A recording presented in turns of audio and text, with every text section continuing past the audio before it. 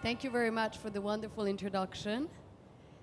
Thank you, Ashti and Misha, for having us here at ID Mumbai. Thank you very much. And I'm honored today to be here celebrating this dialogue between Sou and Ambrish. With Dhruv Raj Singh, we started Made India to actually create those dialogues and democratize architecture and access to architecture here in India. And we have started working with CHAP architects successfully in Jaipur, and we have developed a research and platform tomorrow that will enable dialogues of architecture, but mostly also the access to a wider audience of international and Indian architects here in India. I've been working with Sou since 2018, and I've always been struck by his relation to nature and human being, and how he manages to create a dialogue in his architecture with these elements and integrate them in a very sophisticated but also natural way, and embracing space and making the experience of space different and outstanding. Ambrish, I have the pleasure that I visit his studio many, many times. Almost every time I come to India, I try to visit Ambrish if he's not traveling. And he has a vision of architecture here that is very interesting for the connection with culture, with local resources, with conscious architecture, which has been a great example for me as a starting point to actually learn about architecture here in India. So I'm very happy to be moderating this talk. I would invite Sou and Ambrish to start with a presentation, and then we start with the questions. So good morning, everyone. I'm Sou Fujimoto from Tokyo, and I'm very, very, very happy to be here. And actually, I've been in India from last Sunday, and then went to Delhi, visiting the Ambrish studio, and then visiting the Jaipur, the beautiful city. And then yesterday we were in Sandur, in the middle, and surrounded by a beautiful mountain. It's a beautiful, like a sanctuary-like space. And then a bit like a confusion of the flight and something, but finally last night I came to Mumbai. So this is the first time for me to be in Mumbai. So I'm very, very happy to be here, and also happy to have a conversation with Ambrish and the Oliver. So yeah, let's start to think about the nature, architecture, and people and community. That is very, very fundamental from now, especially for my personal background. I was grown up in the natural environment, in the countryside, and then moved to Tokyo when I went to the university. So I have both of nature and crazy artifacts. So that is why I like to combine both of them together. And it is not only about the green and architecture, but also thinking about inside and outside, because mostly outside is nature, inside is architecture, but we can make it more blurred and fluid.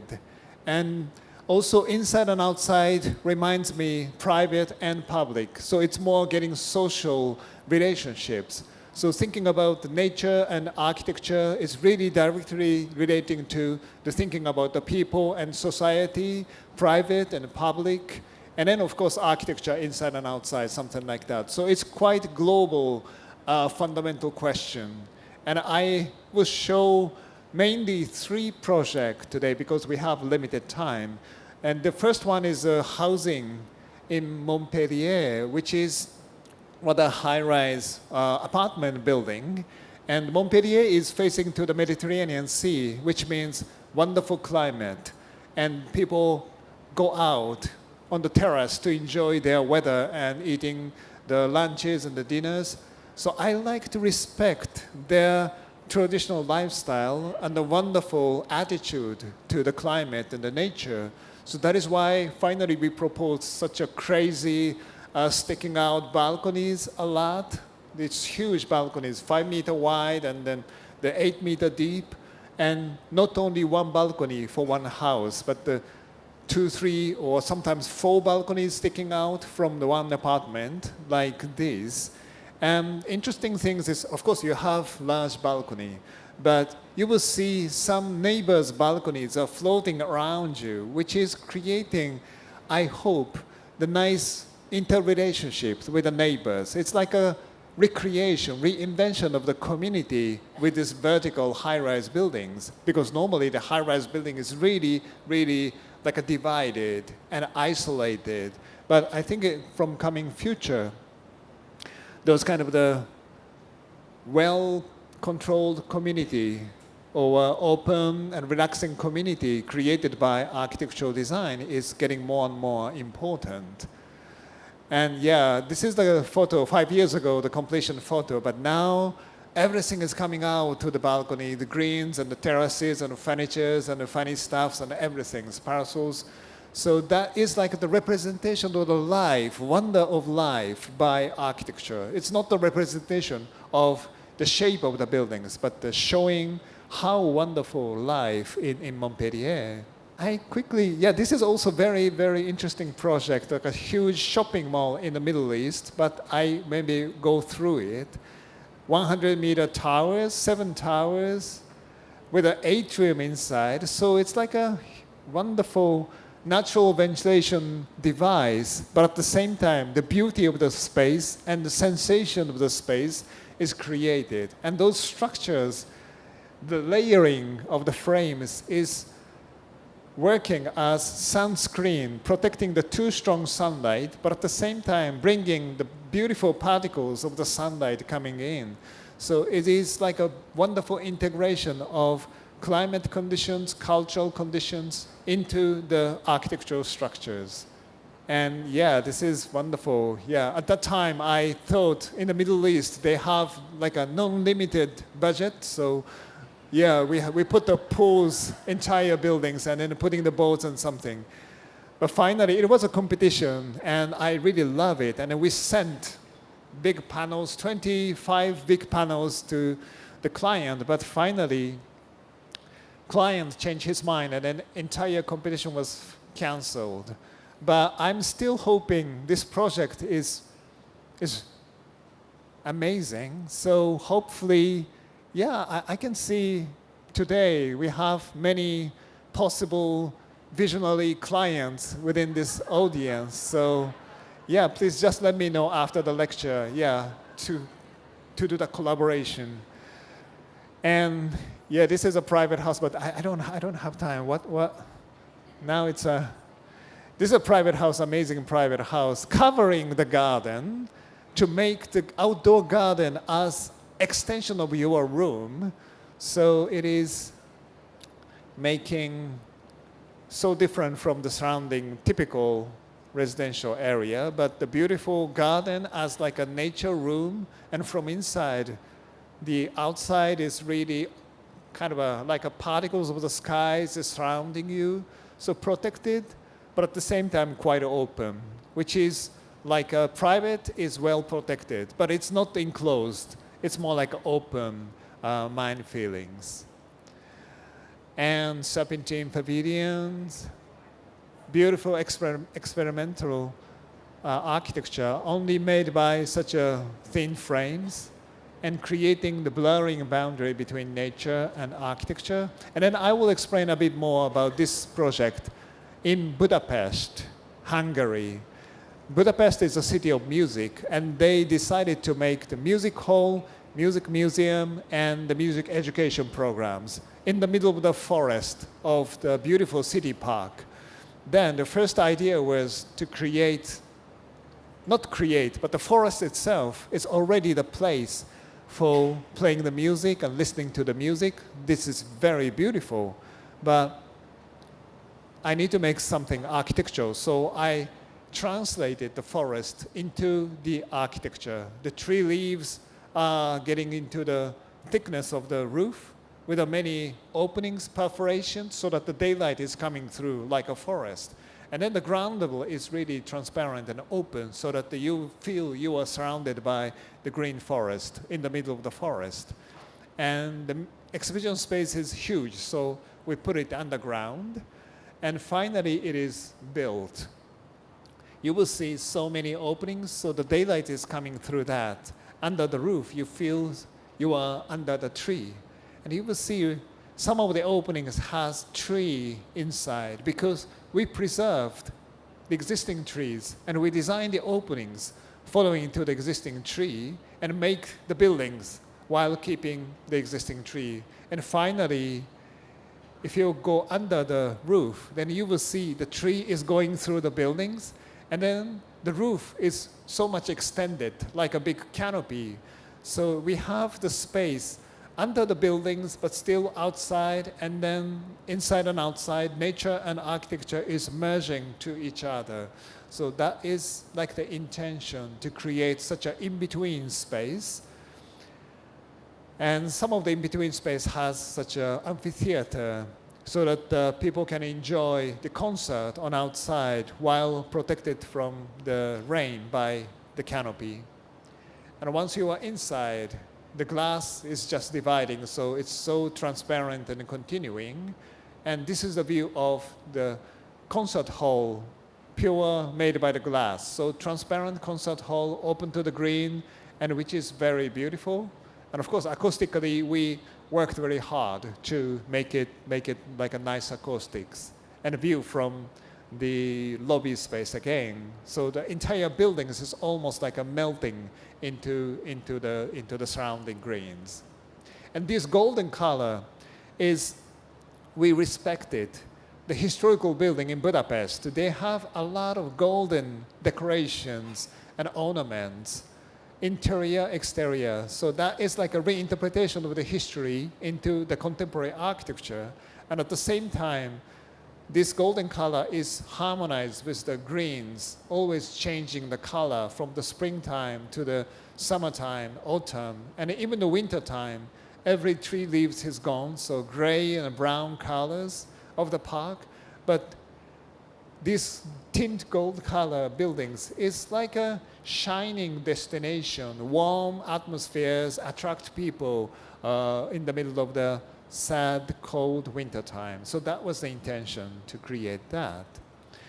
And then library in Tokyo made only by the bookshelves, like a labyrinth of the books and a forest of the books, so that you can just meander throughout the whole entire library to encounter with something unexpected ideas and new ideas, just like you are walking in the forest. And this is also very interesting, like a green roof in the middle of the traditional shrine, which is amazing. So beautiful contrast.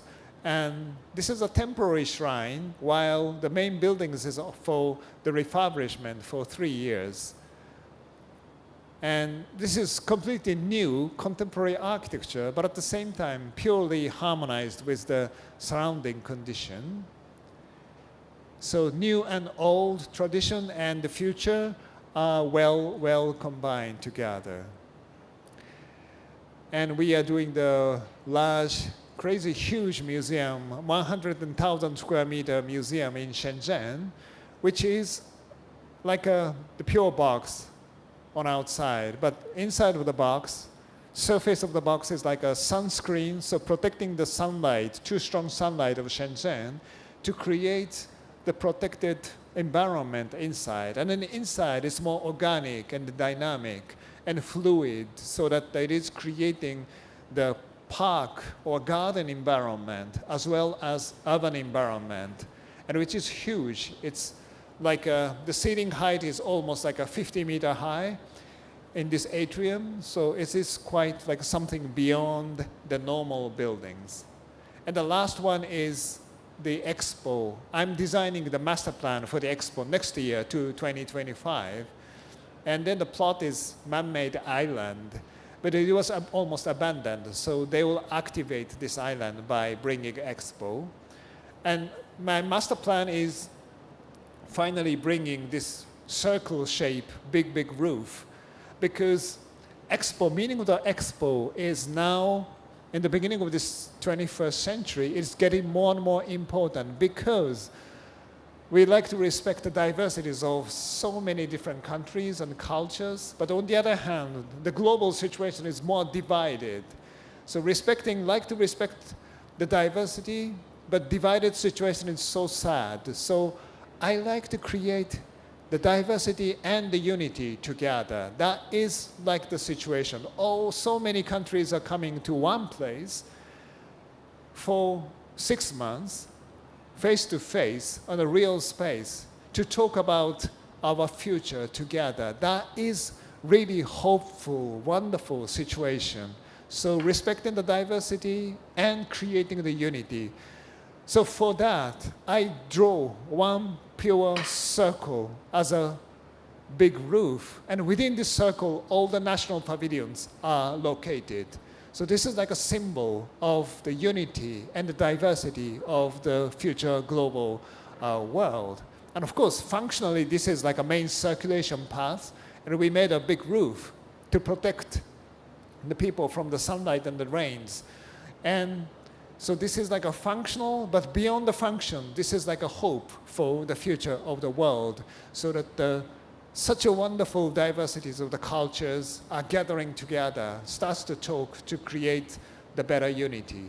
And we are now making this by wooden construction, because we have, in Japan, we have more than 1,000 years history of the wooden construction, and now the beginning of 21st century, the wooden structure is considered as one of the future technology because of the sustainability cycle of the planting the woods and then the cutting the woods, but replanting the trees, so that it is like a natural cycle to produce all the construction materials. And now it is under construction, growing, and it's amazing. It's huge, 30-meter wide and 20-meter tall, and really, really wonderful. So I hope it is starting in 2025, April, so I hope you to come to Osaka, Japan, to see it. That's kind of exceptional things. And one more thing, on top of the roof, people can climb up, walk on the roof, and the edge of the roof is lifted up on the outerwards, so you can cut out one sky. Sky is not like something behind it, but you will see the sky itself as like a pure, beautiful object and as a representation of the unity of the entire world, because all the people can look up the same one sky, and the sky is surrounding the earth. So from anywhere, when you look up the sky, it's the one sky, same sky. So that is the message to create the diversity and unity by this expo. And again, they're coming back to this like a huge circular ring. One around is 2 kilometers, and the diameter-wise is 700 meters. It's crazy size, but it is happening now. So thank you very much. This is the end of my presentation. Thank you. Thank you. So I'm here representing my studio, Studio Lotus. We are a team of about 110 working together out of New Delhi. As we enter the 22nd year of our practice, we still start each day slightly unsure, yet excited, as we navigate our way through projects of different scales, complexity, from hotels, museums, and institutions to small homes, restaurants, and bars. But what I'd like to lean into today is the why and the how of what we do. As our practice keeps reshaping itself to changing external conditions, clients, typologies, there's an underlying set of design values that guides our process, one that we believe speaks to the changing needs of the vast diversity of our country, guiding principles that in some way address not only environmental concerns, but equally the sustainability of a social and cultural context. These are framed more as questions that we ask ourselves ongoingly through the course of a project, and often as a larger direction for the future of our practice. Frugality, we believe, has been a key aspiration. How can we do more and more with less and less? The idea of keeping our solutions forward-looking, yet simple and low-tech, for ease of access to a larger audience, adaptation, repair, reuse. The idea of durability, not just in material and form, but equally through projects that endure in people's imaginations for their inherent meaning. We are aware that most of our clients are high net worth individuals and luxury brands. So then can we reframe what luxury means using local materials, processes, and for instance, elevating these with a high degree of craftsmanship. Lastly, and not the least, weaving all of this together as a work of poetry that continues to inspire us. I'll run through a short journey of how this has manifested through some of our projects. One of our very early projects 16 years ago in a luxury mall called Emporio in Delhi, where our neighbors were these fancy stores with imported fit-outs, and we had a space right next to these, but 1/10 the budget and 2 months to build the whole store out. The client was Rajesh Pratap Singh, a leading fashion designer, who called himself an elevated tailor. We looked at, could we elevate a humble welder to the level of a craftsperson? What would that look like? So we worked with 12,000 scissors procured from the neighboring town of Meerut and welded them off-site in 14 patterns onto steel frames that were bolted together on-site and placed within a simple whitewash shell with a sandstone floor. This lattice frame celebrated frugality, and the imperfections of the hand welding only added to the tactility of the space, as you see in the image on the right. This not only achieved the budget and time goals, but became a celebration of the client's brand philosophy. Moving on to our first architectural project, which we completed in 2010, a 6,000 square meter plot in the old city of Jodhpur, with 3 17th century buildings on site that had been altered crudely over the years by multiple families living there and had been left with none of their original beauty. We had to build 40 rooms for the business plan to work. We proposed using the 3 old buildings as anchors and 3 new buildings as room blocks. A sliver of an opening slices through the first room block to become a second gateway that creates a reveal for the rest of the site, to frame the site such that the old and the new blocks combine together around the courtyard and frame the spectacular Mehrangarh fort. The traditional buildings got restored in lime and stone and became the restaurant, spa, and sitting areas. And the new buildings, in fact, were a lot more challenging because we were trying to create a new vocabulary using traditional skills and materials with a double skin structure with naturally ventilated corridors and balconies. We needed to have the west face openable to get views of the fort. To make these stone panels openable, we needed a 20 millimeter thickness, which was too thin to hand cut these patterns without cracking the stone. And the only way we could do it would be to use a CNC water jet cut machine. However, we chose to stay true to the process and tried a form that was much simpler, a graded perforation that could be cut by hand. So we altered the design to suit the process. And we procured these stones from 10 kilometers from site. And the shutters you see here are fabricated by local welders and stonemasons. They weigh 420 kilos and continue to work pretty smoothly 15 years later. The desert sun creates changing shadows through the day on the monochromatic stone. And at night, the playful facade changes form as the stone filigree feels like fabric. And the buildings become lanterns framing the site at night. But the relationship with artisans went beyond into elements such as bush-hammered wall patterns that were generated by them at site through iteration and not on a drawing board by a designer. This breathes life into this otherwise inert material.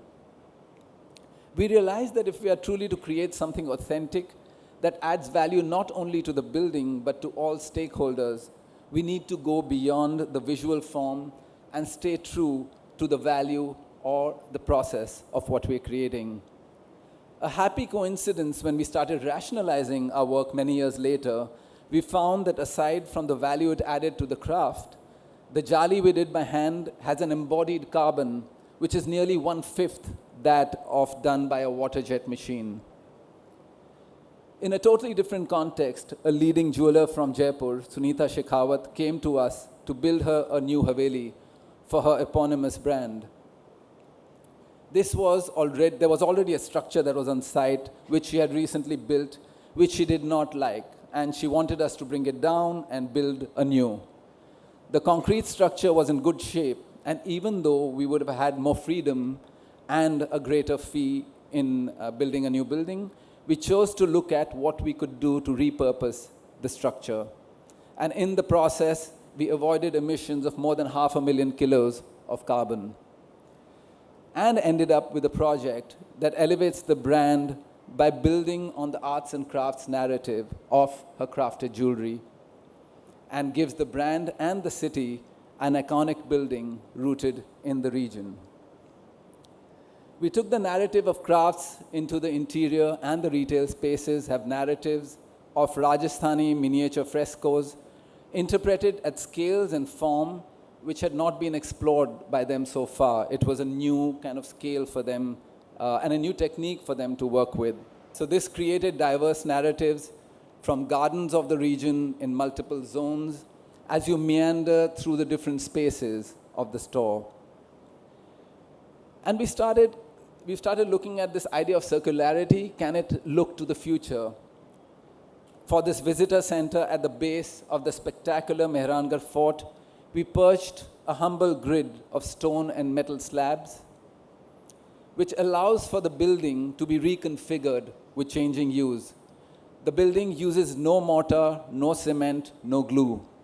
The sandstone slabs are interlocked and pinned onto the metal superstructure, and aside from the waterproofing membrane on the top, the entire building can be disassembled and reused because it's a modular system. In fact, over the course of the last 2 years, it has undergone 3 variations as the needs of the program have changed. This is still under construction and it should be finished in a couple of months.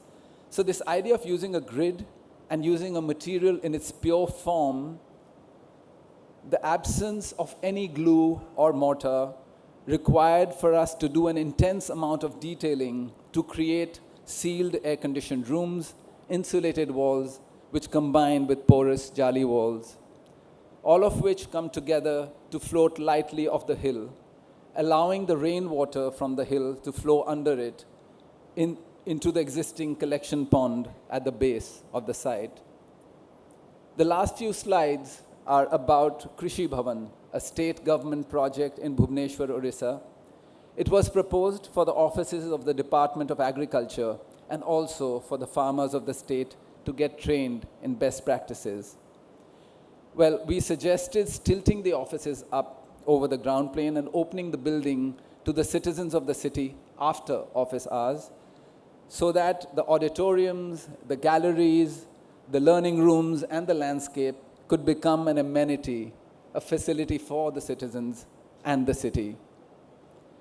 I'd like to dive a little bit deeper into something very important to us currently. So the client's expectation was to do a modern building which was air-conditioned, of course, even though the earlier offices were not air-conditioned. We felt there was an opportunity to look at this in a totally new way. There's a lot of research being done globally on the idea of adaptive thermal comfort. And what's really interesting to see is that there is no standard temperature that is comfortable universally, even though we are being taught to design to a standard.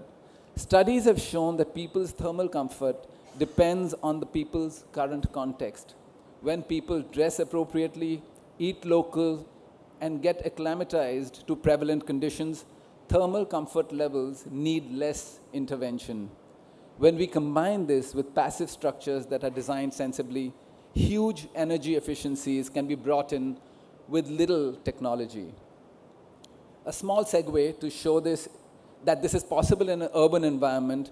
This is the Royal Enfield corporate headquarters in Chennai. I only have phone photos of this. By the simple act of segregating areas that are air-conditioned to workspaces and keeping other areas such as breakout spaces and circulation spaces naturally ventilated through multiple gestures such as this rain and sunscreen of Mangalore clay tiles held by steel cables or operable louvers across the breakout areas, we could achieve a 35% reduction in energy consumption with standard technology.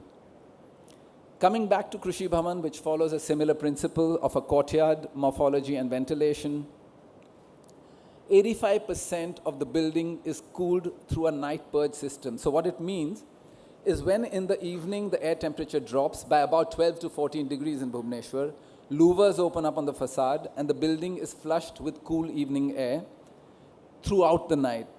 The walls of the building are very thick with a high thermal mass, all the glazing is shaded. So all this coolth gets trapped into the walls, the furniture and the partitions.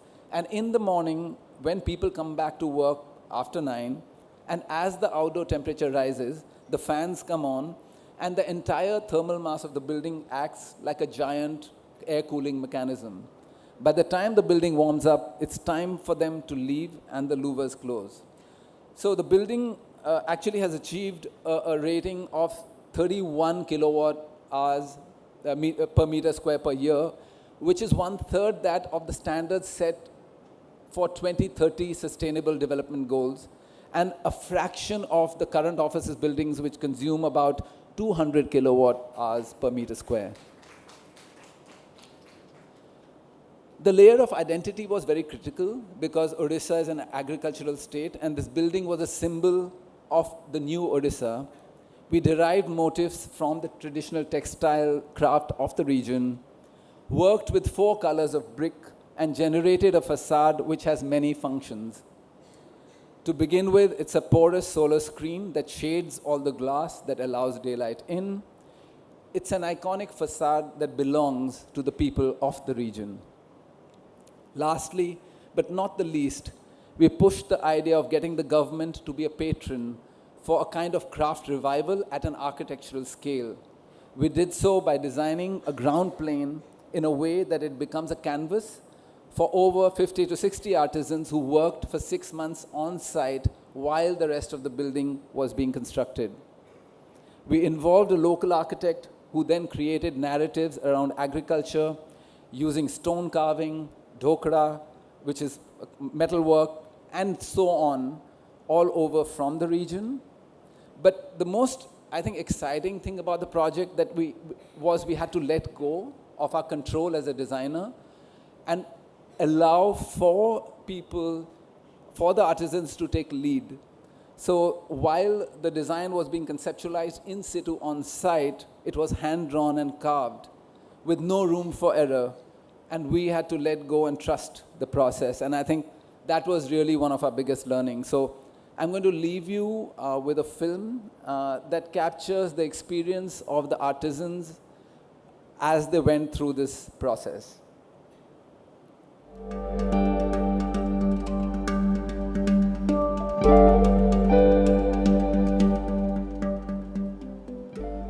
We were quite excited, with the quantum of work that could be generated if artisans, if craft and architecture could come together. And I think that has been a big achievement, that this building project could generate work for about 50 artisans for a continuous 6 months. And we actually got, artisans who had stopped working with the traditional skills. We convinced them to come back and to start working again.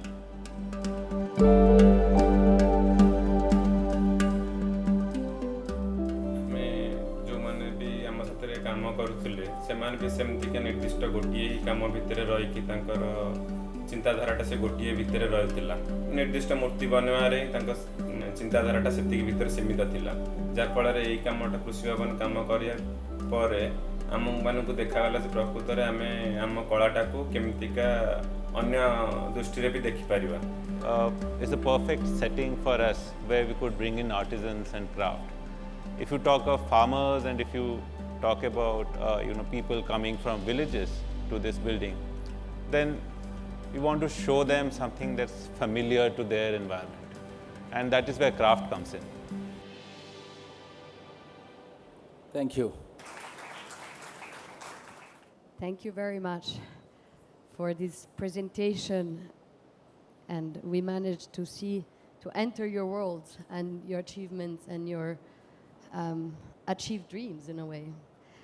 I would like to start with one question that came out of actually our discussion that we had in your office in Delhi, which is how do you integrate the values and the philosophy that you have both shared now on your presentations in project where you have a urban high density context, and how, like, what is your starting point and how do you integrate, and how in a way what would you suggest, or yes.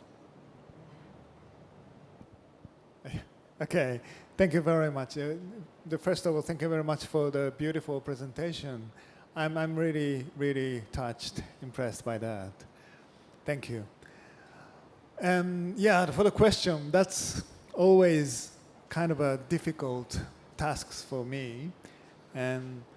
But yeah, I think it is like relating to the Ambrish presentation. If we think about like a standard number or standard thinkings, then we need like a space for like bedrooms, space for working. So those certain numbers is needed.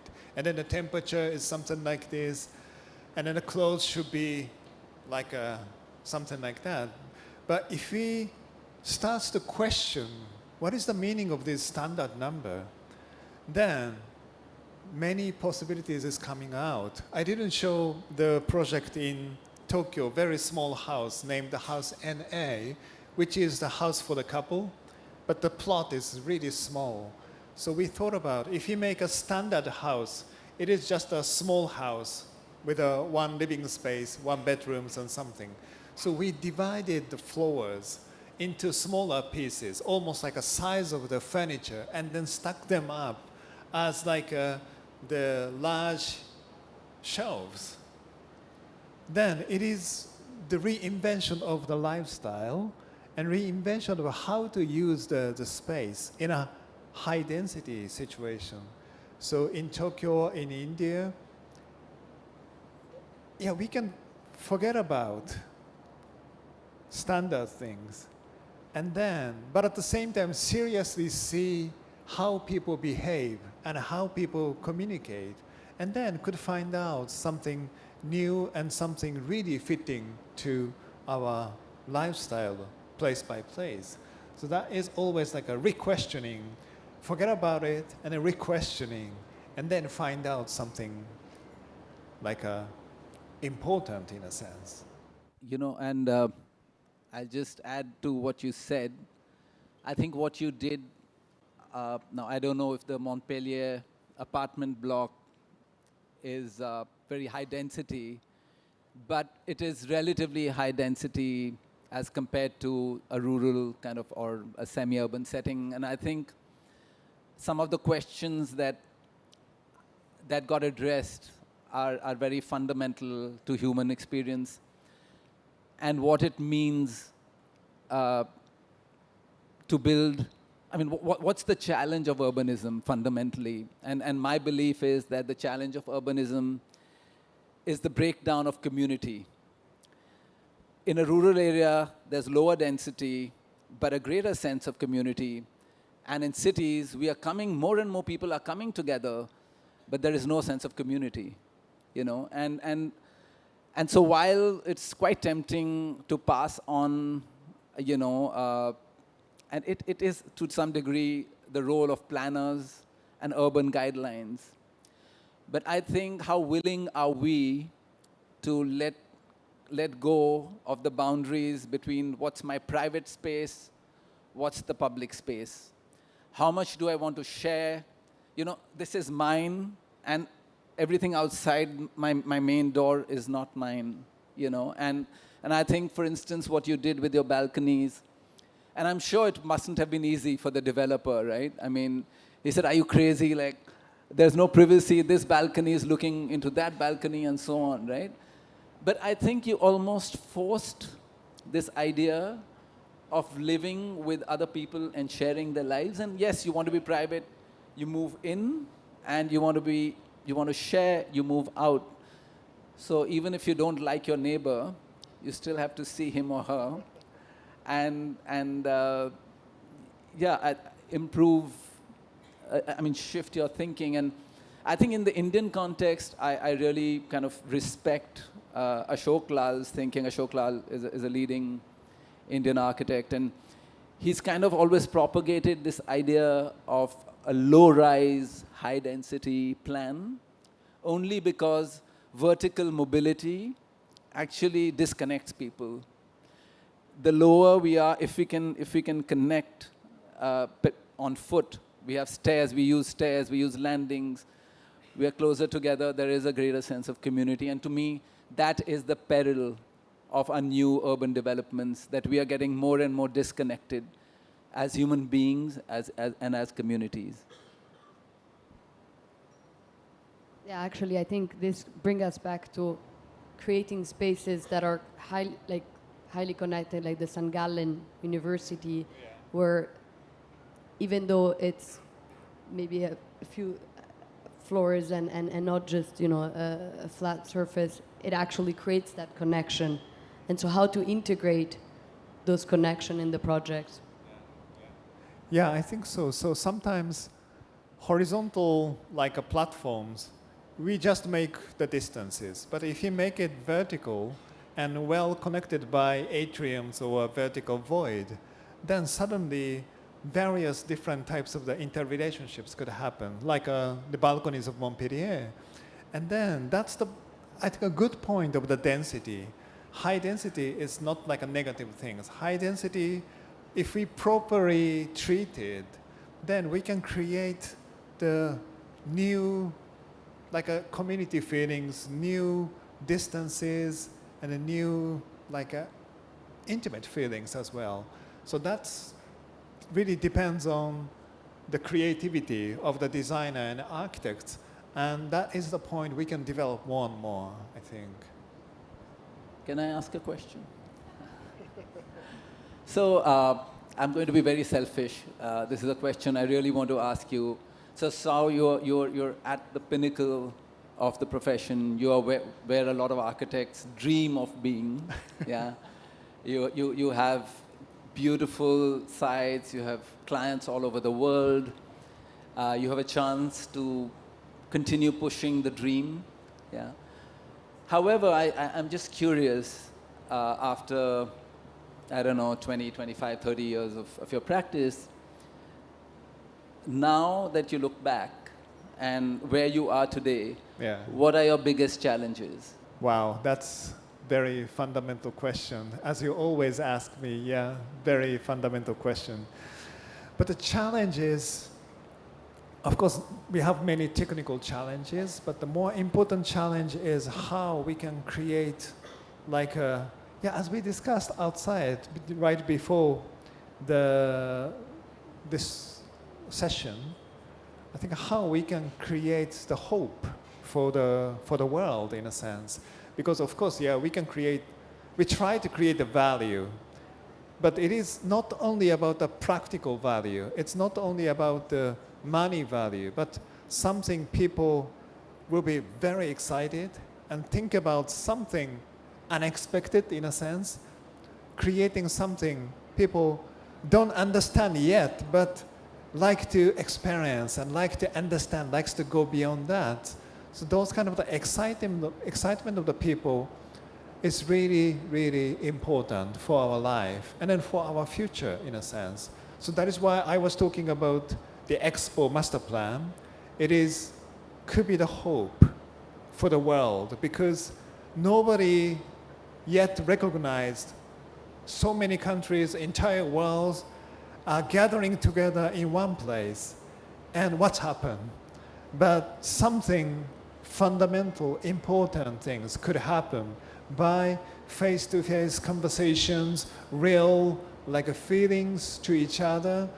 And for those kind of the place, what kind of a design and what kind of a message should be there? And that is like was the challenge, and is continuing a challenge to think about not only practical solutions, not only like the proposal for our tomorrow, but pushing or encouraging people to be excited and could have a hope. Of course, could be various different hopes, diversities of the hopes, but something, excitement. The conversation Sou was referring to, we were outside and I was telling him about this chat I had with this famous Dutch product designer, Marcel Wonders.